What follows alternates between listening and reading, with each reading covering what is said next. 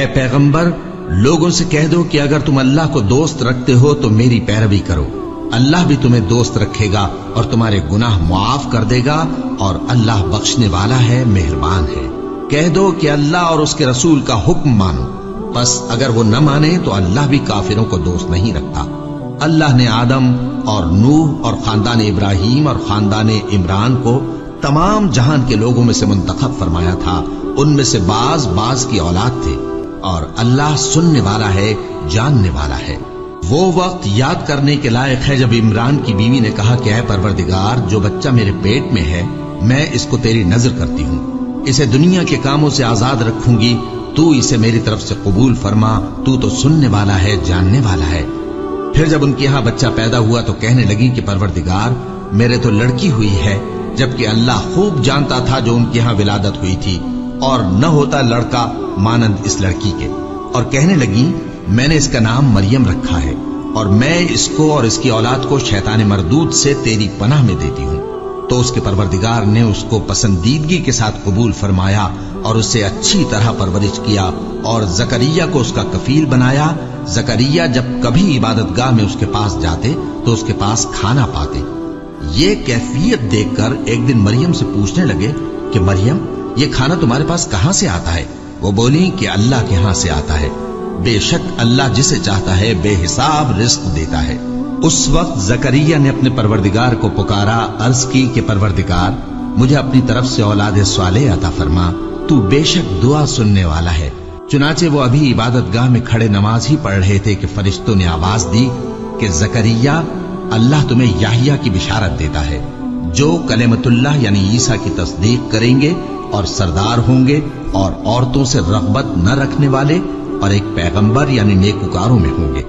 زکریا نے کہا اے پروردگار میرے ہاں لڑکا کیوں کر پیدا ہوگا کہ میں تو بڈھا ہو گیا ہوں اور میری بیوی بانجھ ہے۔ فرمایا اسی طرح اللہ جو چاہتا ہے کرتا ہے۔ زکریا نے کہا کہ پروردگار میرے لیے کوئی نشانی مقرر فرما دے۔ فرمایا تمہاری نشانی یہ ہے کہ تم لوگوں سے 3 دن اشارے کے سوا بات نہ کر سکو گے، تو ان دنوں میں اپنے پروردگار کی کثرت سے یاد اور صبح و شام اس کی تسبیح کرنا۔ اور جب فرشتوں نے مریم سے کہا کہ مریم اللہ نے تم کو برگزیدہ کیا ہے اور تمہیں پاک بنایا ہے اور دنیا جہان کی عورتوں میں سے تم کو منتخب کیا ہے، اے مریم اپنے پروردگار کی فرما برداری کرنا اور سجدہ کرنا اور رکوع کرنے والوں کے ساتھ رکوع کرنا۔ اے نبی یہ باتیں اخبار غیب میں سے ہیں جو ہم تمہارے پاس بھیجتے ہیں۔ اور جب وہ لوگ اپنے قلم بطور قرعہ ڈال رہے تھے کہ مریم کا کفیل کون بنے تو تم ان کے پاس نہیں تھے، اور نہ اس وقت ہی ان کے پاس تھے جب وہ آپس میں جھگڑ رہے تھے۔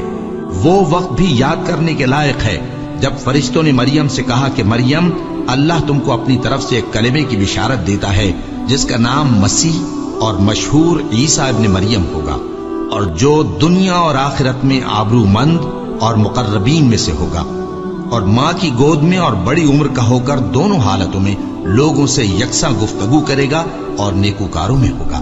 مریم نے کہا کہ پروردگار میرے ہاں بچہ کیوں کر ہوگا کہ کسی انسان نے مجھے ہاتھ تک تو لگایا نہیں۔ فرمایا کہ اللہ اسی طرح جو چاہتا ہے پیدا کرتا ہے، جب وہ کوئی کام کرنا چاہتا ہے تو ارشاد فرما دیتا ہے کہ ہو جا تو وہ ہو جاتا ہے، اور وہ اسے کتاب و حکمت اور تورات اور انجیل کا علم عطا کرے گا، اور عیسیٰ بنی اسرائیل کی طرف پیغمبر ہو کر جائیں گے اور کہیں گے کہ میں تمہارے پاس تمہارے پروردگار کی طرف سے نشانی لے کر آیا ہوں، وہ یہ کہ تمہارے سامنے مٹی سے پرندے کی صورت بناتا ہوں، پھر اس میں پھونک مارتا ہوں تو وہ اللہ کے حکم سے سچ مچ پرندہ ہو جاتا ہے، اور پیدائشی اندھے اور ابرص کو تندرست کر دیتا ہوں، اور اللہ کے حکم سے مردوں کو زندہ کر دیتا ہوں، اور جو کچھ تم کھا کر آتے ہو اور جو اپنے گھروں میں جمع کر رکھتے ہو سب تم کو بتا دیتا ہوں۔ اگر تم صاحب ایمان ہو تو ان باتوں میں تمہارے لیے نشانی ہے، اور مجھ سے پہلے جو تورات نازل ہوئی تھی اس کی تصدیق بھی کرتا ہوں، اور میں اس لیے بھی آیا ہوں کہ بعض چیزیں جو تم پر حرام تھیں ان کو تمہارے لیے حلال کر دوں، اور میں تو تمہارے پروردگار کی طرف سے نشانی لے کر آیا ہوں، تو اللہ سے ڈرو اور میرا کہا مانو۔ کچھ شک نہیں کہ اللہ ہی میرا اور تمہارا پروردگار ہے، تو اسی کی عبادت کرو، یہی سیدھا رستہ ہے۔ پھر جب عیسیٰ نے ان کی طرف سے انکار و نافرمانی ہی دیکھی تو کہنے لگے کہ کوئی ہے جو اللہ کا طرفدار اور میرا مددگار ہو؟ हवारी बोले कि हम अल्लाह के तरफदार और आपके मददगार हैं।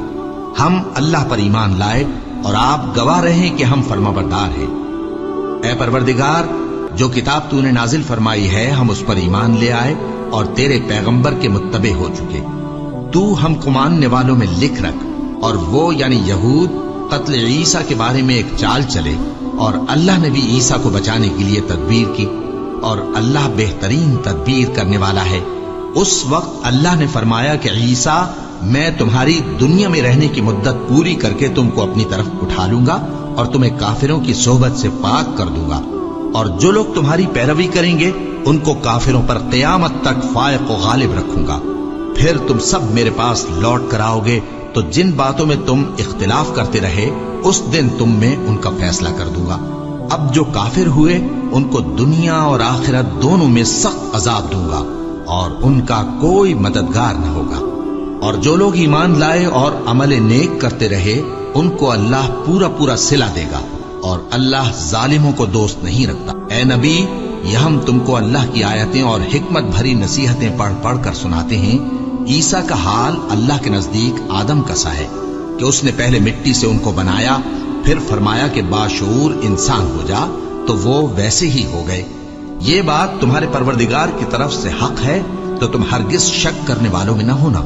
फिर अगर ये लोग ईसा के बारे में तुमसे झगड़ा करें उसके बाद कि तुमको हकीकत मालूम हो ही चुकी है, तो उनसे कहना कि आओ हम अपने बेटों और बेटियों को बुलाएं, तुम अपने बेटों और बेटियों को बुलाओ और हम खुद भी आए और तुम खुद भी आओ।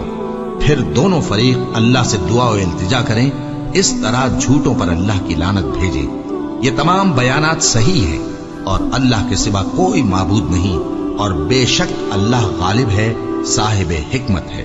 बस अगर ये लोग फिर जाएं तो अल्लाह मुफसिदों को खूब जानता है। कह दो कि ऐ अहले किताब, जो बात हमारे और तुम्हारे दोनों के दरमियान यकसा तस्लीम की गई है उसकी तरफ आओ। वो ये कि अल्लाह के सिवा हम किसी की इबादत न करें और उसके साथ किसी चीज को शरीक न बनाएं और हम में कोई किसी को अल्लाह के सिवा अपना कारसाज न समझे। फिर अगर ये लोग इस बात को न माने तो इनसे कह दो कि तुम गवाह रहो कि हम अल्लाह के फर्माबरदार हैं।